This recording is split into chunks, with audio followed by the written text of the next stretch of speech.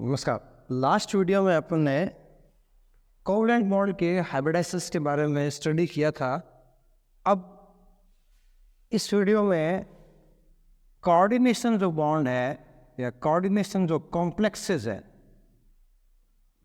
Coordination complexes है, उसकी VBT की स्टडी करेंगे। ठीक है, उसकी वीबीटी की स्टडी से हमें क्या क्या किसी कॉम्प्लेक्स के बारे में जानकारी मिल सकती है वो देखिए, उसके बारे में पहले बताया जाएगा। पहला, इससे हाइब्रिडाइजेशन स्टडी कर सकते हैं, उससे उसकी शेप आएगी या ज्योमेट्री आ जाएगी, एंगल आ जाएगा। उसके बाद में फिर इसमें पता चल जाएगा लो स्पिन क्या है और हाई स्पिन क्या है। ठीक है, फिर ये पता चल जाएगा कि मान लीजिए कोई हाइब्रिडाइजेशन sp3d2 है, तो sp3d2 हाइब्रिडाइजेशन में वो इनर स्फीयर है या वो आउटर स्फीयर। ठीक है, उसके बाद में उसकी मैग्नेटिक प्रॉपर्टी आ जाएगी। ठीक है,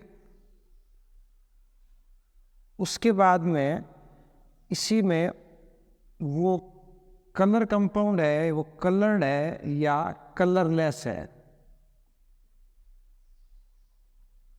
इसके बारे में भी स्टडी आ जाएगी। ठीक है, ये जो चीज़ें हैं अपन इसकी स्टडी कर सकते हैं। बड़ी इजी गोइंग कोऑर्डिनेशन कॉम्प्लेक्स में इसकी स्टडी की जा सकती है। इससे संबंधित क्वेश्चंस है वो आपके या तो एनईटी में आते हैं, नीट में आते हैं या एनईटी में आते हैं। ठीक है, या फिर आईआईटी में आते हैं। इससे संबंधित क्वेश्चंस है, इनमें आते हैं। ठीक, अब इसको समझने से पहले अपने को वीबीटी समझनी होगी, कोऑर्डिनेशन की वीबीटी क्या है। ठीक है,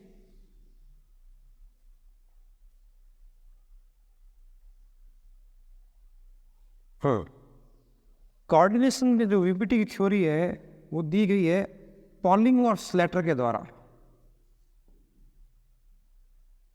पॉलिंग और स्लेटर के द्वारा दी गई है। ठीक है, पॉलिंग और स्लेटर ने इसमें दो चीज़ों पे कंसंट्रेट किया। पहला, सेंट्रल मेटल एटम, और दूसरा इससे जुड़ा हुआ जो लिगेंड होता है। ठीक है, इन दोनों को स्टडी करने के से पहले अपने को एक चीज़ पता होना चाहिए कि कोऑर्डिनेशन कॉम्प्लेक्स कैसे बनता है। कोऑर्डिनेशन कॉम्प्लेक्स अपने आप में क्या है, दो इलेक्ट्रॉन एक ही सबऑर्बिटल्स में, खाली वेकेंट सबऑर्बिटल्स में दिया जाता है, जो कि लिगेंड से मेटल की तरफ जा रहा है। ठीक है, इससे ये कोऑर्डिनेशन बॉन्ड बनता है। इसकी डायरेक्शन होती है, इससे स्ट्रॉन्ग बॉन्ड है। ठीक है, तो यहाँ अपने को वेकेंट ऑर्बिटल्स की आवश्यकता होती है। ठीक है, कंप्लीट वेकेंट। ठीक है, अपने को इसको स्टडी करने के लिए फिर कोऑर्डिनेशन पे जाते हैं, तो मेटल है, सेंट्रल मेटल, इसका इलेक्ट्रॉनिक कॉन्फ़िगरेशन पता होना चाहिए। इलेक्ट्रॉनिक कॉन्फ़िगरेशन, इलेक्ट्रॉनिक कॉन्फ़िगरेशन के साथ में या अपन यूँ कह सकते हैं कि अपने को उसकी स्टेट के अनुसार, उसकी स्टेट कितनी है, ऑक्सीडेशन स्टेट उसकी कितनी है, तो स्टेट के अनुसार इलेक्ट्रॉन कॉन्फ़िगरेशन पता होना चाहिए। ठीक है, दूसरा लिगेंड है, अपने पास में दो प्रकार के होते हैं, एक स्ट्रॉन्ग लिगेंड और दूसरा वीक लिगेंड। अब देखिए, स्ट्रॉन्ग लिगेंड और वीक लिगेंड क्या काम करता है, ये भी थोड़ा बहुत देख लीजिए। स्ट्रॉन्ग लिगेंड वे लिगेंड है जो मेटल के इलेक्ट्रॉन को क्या कर देता है, पेड कर देता है, जबकि वीक लिगेंड है जबकि वीक लिगेंड है वो क्या है, इसको अनपेयर्ड ही रखते हैं। इलेक्ट्रॉन्स, सेंट्रल मेटल एटम के जो इलेक्ट्रॉन्स है उसको अनपेयर्ड ही रखते हैं। ये दो चीज़ें हैं। देन उसके बाद में कितने वेकेंट ऑर्बिटल है किसके पास में, मेटल के पास उसमें कितने कोऑर्डिनेशन बॉन्ड बनाए जाते हैं, वो उसका हाइब्रिडाइजेशन को स्टडी कर लेता है। ठीक है, इससे अपने पास क्या क्या आ सकता है वो अपन ने सारी चीज़ें वहाँ बता दी थी कि इससे अपन इस प्रॉपर्टीज की स्टडी कर सकते हैं। ठीक है, तो कोऑर्डिनेशन ऑफ कॉम्प्लेक्सेस है वीबीटी, वो किसके द्वारा दिया गया, पॉलिंग एंड स्लेटर के द्वारा दिया गया। ठीक है, इसमें अपने को वैकेंट, एक तो सेंट्रल मेटल के बारे में पता होना चाहिए, दूसरा क्या है लिगेंड्स के बारे में पता होना। लिगेंड में इलेक्ट्रॉनिक कॉन्फ़िगरेशन होना चाहिए, इलेक्ट्रॉनिक कॉन्फ़िगरेशन में कौन सी स्टेट है उसके आधार पर इलेक्ट्रॉनिक कॉन्फ़िगरेशन क्या है, उसमें कितने वैकेंट ऑर्बिटल्स है।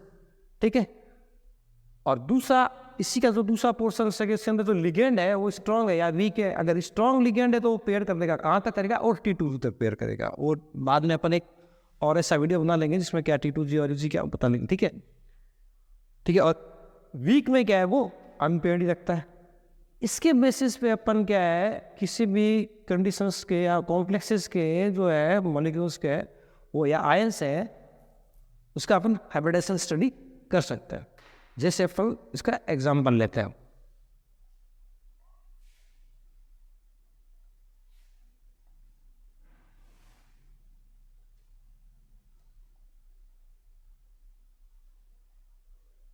फर्स्ट इसका एग्जाम्पल लेते हैं अपन, वेरी सिंपल, जैसे NiCl4-। सबसे पहले तो कोऑर्डिनेशन कॉम्प्लेक्स है, उसका क्या है नाम माना चीज़ टेट्राक्लोरिडो न्यूक्लियर सेकेंड। ठीक है, तो इसके आप स्टेट निकालिए। जैसे X मान लिया गया है क्लोरीन का -1, तो ये कितना हो गया -4, दैट इक्वल टू -4, तो X इक्वल टू कितना +2, तो निकल कितना आया +2। तो निकल का जो कॉन्फ़िगरेशन है वो कितना है N-1D8NS2। तो निकल +2 कितना हुआ, निकल +2 हुआ N-1D8 और NS0। ठीक है, ये अपनी सेंट्रल मेटल एटम की जितनी भी क्या प्रॉपर्टीज है वो गई। अब आप लिगेंड के बारे में देखिए, Cl कैसा है, वीक लिगेंड है। अब आपको वीक लिगेंड कैसे है, वीक लिगेंड का है ये कि आपको स्पेक्ट्रोकेमिकल सीरीज मिलेगी, उसमें आप देख लो ये Cl क्या है, वीक लिगेंड है, उसमें सो जाएगा क्योंकि पेयर नहीं कर पाता। तो इसका क्या है, ये मेटल के इलेक्ट्रॉन्स को अनपेयर रखेगा,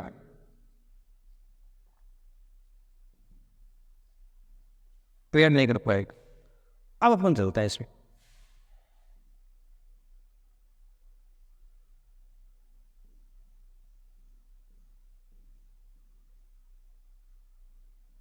हाँ ये आपका D है, D के बाद में S और उसके बाद में P। D में कितने 8 इलेक्ट्रॉन्स है, तो 1 2 3 4 5 6 7 एंड 8। ये अनपेयर्ड है तो अनपेयर्ड ही रहा। अब आप देखिए अपने पास लिगेंड की संख्या कितनी है 4, दैट मीन्स पूरा वैकेंट ऑर्बिटल पड़े हैं कितने 4, तो चारों का Cl को यहाँ ऐड कर सकते हो। तो जहाँ से hybridization cell coordination formation start हुआ और जहाँ तक फॉर्म हो रहा है वो काउंटिंग करनी है। यहाँ 1s और 3p हाइब्रिडाइजेशन क्या आया sp3। जबकि कोवलेंट कंपाउंड्स में अपने पास ये था कि जहाँ से आउटर मोस्ट सेल स्टार्ट हुआ था और जहाँ तक क्या है सिग्मा बॉन्ड फॉर्मेशन हो रहा था वो कैलकुलेट करते थे। इसमें जहाँ से क्या है कोऑर्डिनेशन फॉर्मेशन स्टार्ट हुआ, जहाँ तक फॉर्म किया है वहीं तक अप्रूव करना है। ठीक है, अब आप इसमें प्रॉपर्टीज स्टडी कर सकते हैं। हाइब्रिडाइजेशन क्या आया, सब आप देखिए, हाइब्रिडाइजेशन आया sp3। sp3 है तो इसमें जो इस कंडीशन में जो लॉन पेयर पड़े हैं उनकी कोई इसमें इसका महत्व नहीं है। इसका महत्व इसमें अनपेयर्ड इलेक्ट्रॉन्स है जो मेटल में पड़े हैं अनपेयर्ड, तो उसका इंपॉर्टेंस है। ठीक है, अब हाइब्रिडाइजेशन क्या आया sp3, तो क्या आएगा इसका टेट्राहेड्रन, इसकी सेम बन जाएगी। आप इसका स्ट्रक्चर बना दीजिए,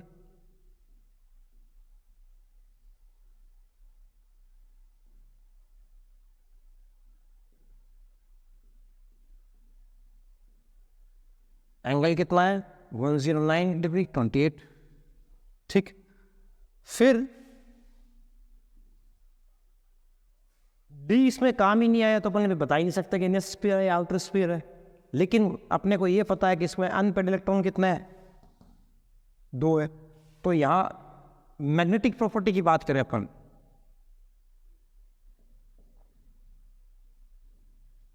मैग्नेटिक प्रॉपर्टीज, तो मैग्नेटिक प्रॉपर्टीज तो जुड़ी हुई है नंबर ऑफ अनपेड इलेक्ट्रॉन से जुड़ी है। एन इज इक्वल टू है number of unpaired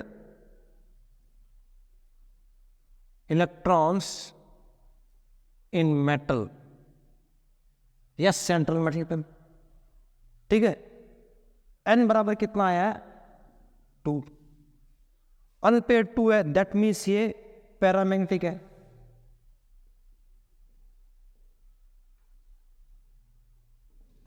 paramagnetic in nature है। अब आप इसमें म्यू स्टडी कर लीजिए। म्यू इज इक्वल टू क्या होता है, n+2 का रूट, बोर मैग्नेट्रॉन।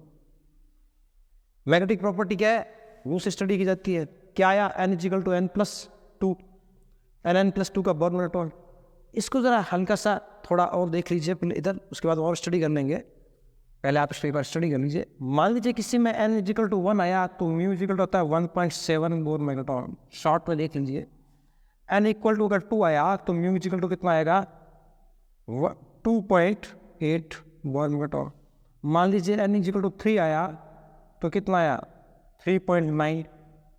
मान लीजिए n इज इक्वल टू कितना आया, 4, ठीक है। तो म्यू इज इक्वल टू कितना है, 4.9 बोर मैग्नेट्रॉन। और n इज इक्वल टू मान लीजिए 5 आया तो यहाँ कितना आ जाएगा, 5.9 बोर मैग्नेट्रॉन, ठीक है। तो यहाँ अपने पास में इसका जो मैग्नेटिक आया बोर मैग्नेट्रॉन वो कितना आया, n is equal to 2, that means 2.8 BM ईयर। ये क्वेश्चन कई बार पूछे जाते हैं, ठीक है। ये चीज़ आई समझ में, ठीक। आगे हुई।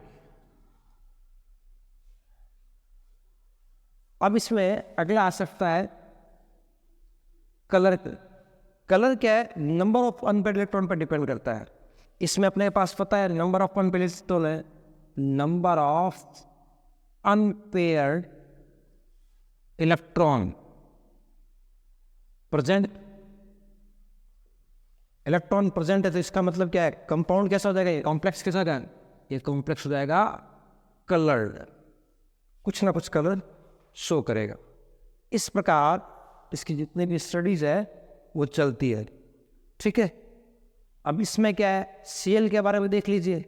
सीएल के बारे में बताया जा चुका है कि ये वीक लिगेंड है तो पेयर नहीं कर पाएगा। आगे बस समझ, मैग्नेटिक प्रॉपर्टीज बता दी गई है। स्पिन इसका कैसा है, आप इसकी प्रॉपर्टीज में 5 आप देख लीजिए। स्पिन आ रहा है, इसमें रिजल्टेंट स्पिन आ रहा है, तो ये स्पिन इसमें हाई है। कैसे, ये अनपेयर्ड रह रहा है तो स्पिन हाई है। अगर मान लीजिए यही अगर क्या यहाँ CN होता तो इसको पेयर कर देगा। जैसे अपन नेक्स्ट क्या है एग्जांपल्स में लेंगे तो स्पिन हाई है, इसका स्पिन क्या है, हाई है। इस प्रकार इसकी सारी प्रॉपर्टीज को डिस्क्राइब किया जा सकता है। कुछ प्रॉपर्टीज मैंने यहाँ लिख ली, कोई दिक्कत नहीं हुआ, देख लें, ठीक है। अब इसी के फेवर में आगे चलते हैं, दूसरा एग्जांपल लेते हैं, वो भी निकल रहा ही होगा।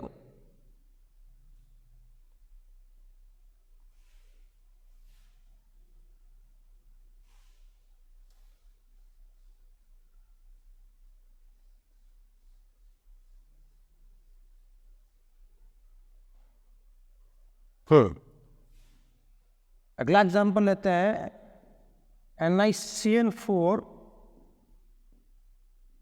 -2। वही अपना सिस्टम, निकल की स्टेट कितनी, +2। कैसे, XCN-1 होता है, ठीक है। तो X इजिकल टू कितना हो गया, +2। Ni कितना हो गया, +2। Ni+2 का इलेक्ट्रॉन कॉन्फ़िगरेशन कितना हो गया, D8 N-1 और NS0, ठीक है। ये आपकी मेटल की क्या है, सेंट्रल मेटल की क्या है, जितना भी प्रॉपर्टीज है वो आ गई, ठीक है। लिगेंड कैसा है, CN-, ये स्ट्रॉन्ग लिगेंड है,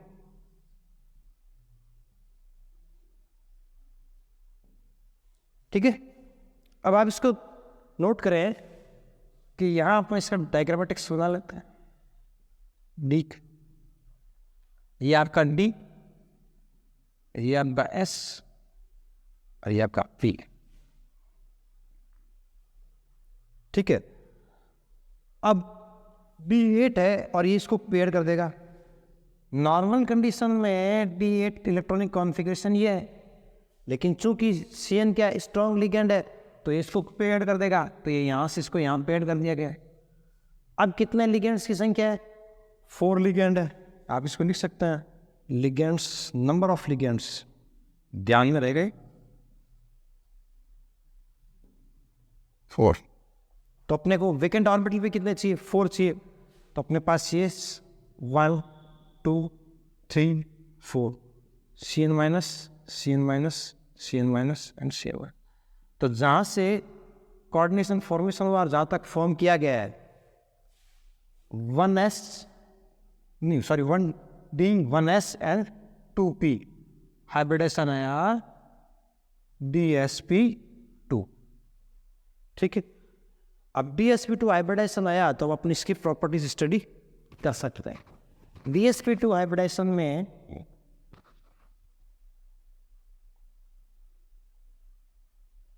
पहला हाइब्रिडेशन DsP2, दूसरा इसकी ज्योमेट्री है वो क्या आएगी? स्क्वायर प्लेनर, जिससे निकिल +12।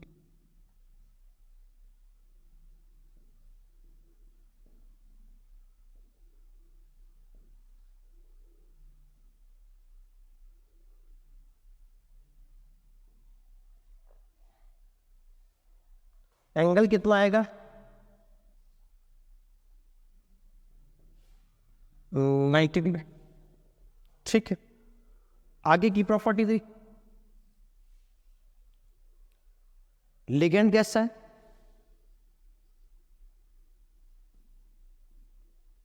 लिगेंड स्ट्रॉन्ग है। स्ट्रॉन्ग लिगेंड होने से ये क्या हो गया? पेयर्ड हो गया। पेयर्ड हो गया that means spin paired. Spin paired को अपन क्या लिख सकते हैं? Low spin.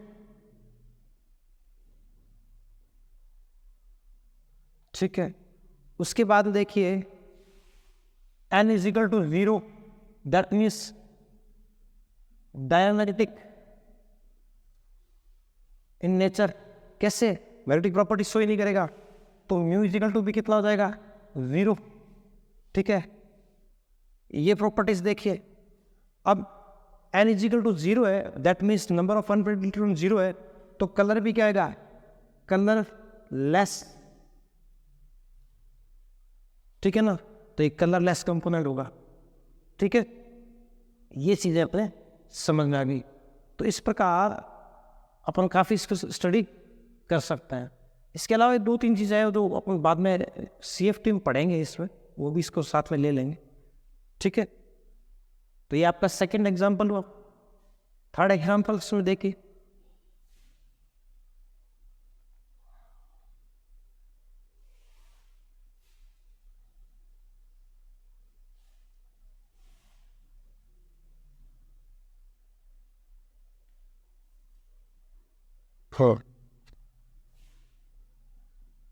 NiCO4 टेट्राकार्बोनाइल nickel 0।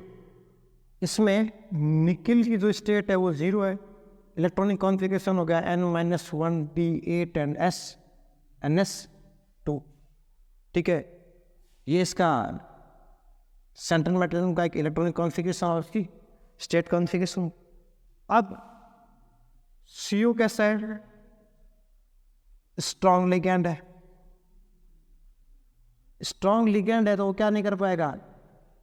Sorry, वो क्या कर देगा? पेयर्ड कर देगा, इलेक्ट्रॉन पेयर्ड। तो ये इलेक्ट्रॉन भी क्या कर देगा? पेयरिंग। ठीक है, तो अब आप इसको स्टडी कीजिए, आप इसके स्ट्रक्चर को यहाँ देख लीजिए। ये D, ये S एंड ये P। कितने? D8 1 2 3 4 5 6 7 and 8। यहाँ 2 स्ट्रॉन्ग लिगेंड है तो पेयर कर देंगे। इनको आप पेयर करवा दीजिए। ठीक है, अब जब आपने पेड करवा दिए, अब अपने को नंबर ऑफ लिगेंड्स कितना है इसमें? नंबर ऑफ लिगेंड्स 4 है। ठीक है, तो एक बॉन्ड यहाँ, एक यहाँ, एक यहाँ, एक यहाँ, CO CO CO CO। तो जहाँ से सिग्मा कोऑर्डिनेशन फॉर्मेशन, सॉरी, जहाँ से कोऑर्डिनेशन फॉर्मेशन और जहाँ तक फॉर्मेशन हो रहे हैं, तो 1s एंड 3p हाइब्रिडेशन आया sp3। अब इसकी प्रॉपर्टीज की स्टडी कर लेते हैं। फर्स्ट हाइब्रिडेशन आया sp3, second safe sp3 hybridisation आता तो क्या होता है? टेट्राहेड्रल। इसमें इनके ये जो है बॉन्डिंग्स, ये सिवाय मैग्नेटिक प्रॉपर्टी के लॉन्ग पेयर इसमें स्टडी नहीं करते। ठीक है, तो सेम बन जाएगी इसमें क्या?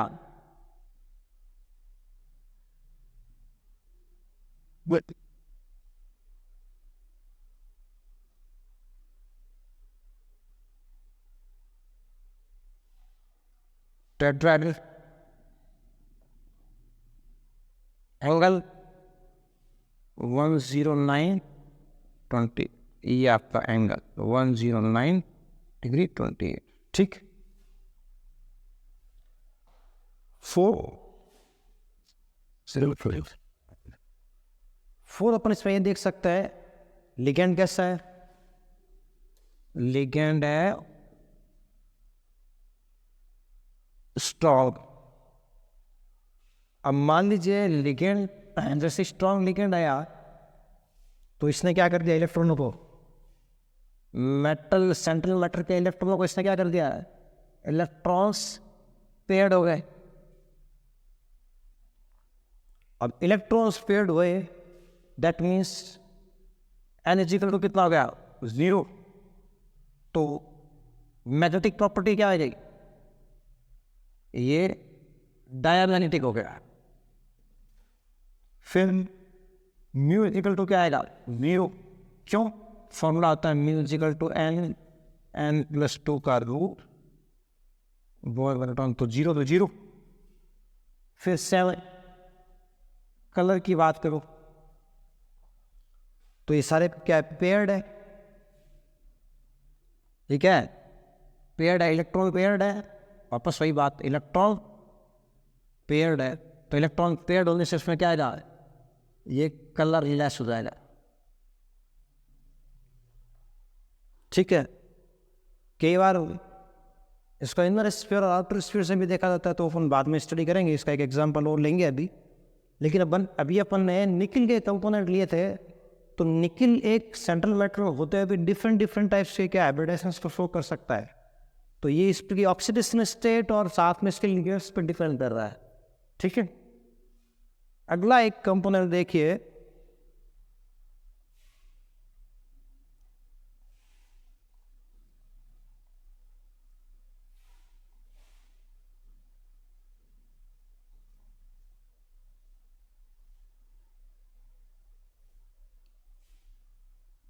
COCl6 -3 hexachloride of cobalt 3। ठीक है, कोबाल्ट की ऑक्सीडेशन स्टेट इसमें +3। ठीक है, तो कोबाल्ट का कितना होता है? N-1D7 और S2। ठीक है, अब इसकी स्टेट कितनी आई कोबाल्ट +3 के अनुसार? इसका configuration N-1D6 and S0।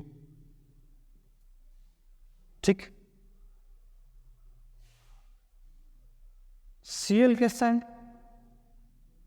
Week ligand है।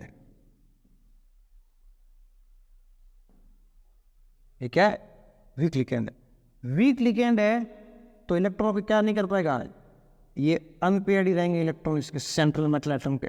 किसके? सेंट्रल मेटल के। देखिए,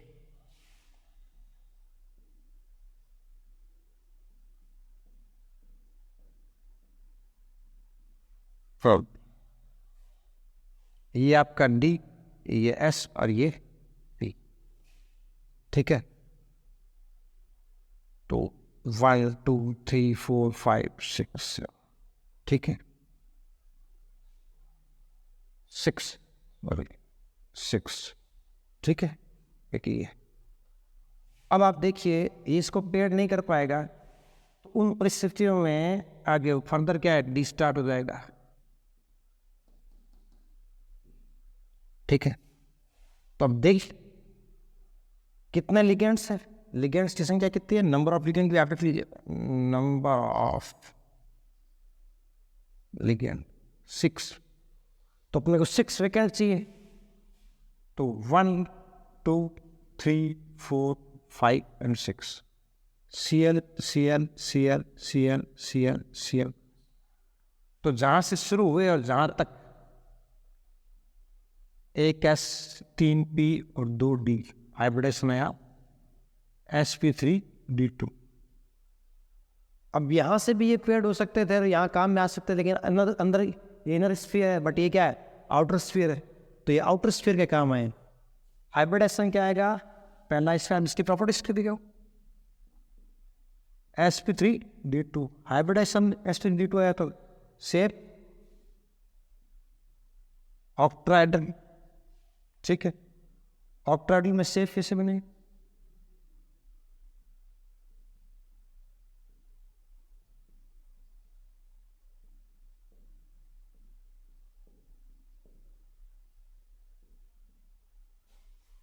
सबको एक पोर्शन से मिला दीजिए, या एंगल कितना है इनमें आपस में, 180, इनमें आपस में 90 डिग्री, दोनों के बीच में 90 डिग्री, ठीक है। तो ये एंगल्स के हो गए 180 90 और दोनों के बीच में 90, ठीक है। चौथा इसमें देखिए, चौथा इसमें ये है कि जैसे ही ये स्पिन फ्री है, स्पिन फ्री है, ये पेड़ नहीं हुए, तो पेड़ नहीं हुए तो ये क्या हाई स्पिन हो जाएंगे, ठीक है। उसके बाद लिगेंड कैसा है, वीक लिगेंड है, एन इक्वल टू कितना है, 4 है, that means mu equal to n+2 Bohr magneton के अकॉर्डिंग कितना आया, 4.9 बोर मैग्नेटॉन। फिर आप इसको देखिए, ये क्या है, फ्री है, यानी अनपेयर्ड है इलेक्ट्रॉन्स, इलेक्ट्रॉन क्या है, अनपेयर्ड है, तो ये क्या हो जाएगा, कलर्ड कंपाउंड हो जाएगा। और यहां देखिए इसने डी क्या है, बाहर का लिया है, तो ये आउटर स्फीयर कहलाएगा, क्या कहलाएगा, आउटर स्फीयर, ठीक है। नेक्स्ट क्लास में हम और एग्जांपल्स लेंगे और उसकी स्टडी करेंगे। Thank you.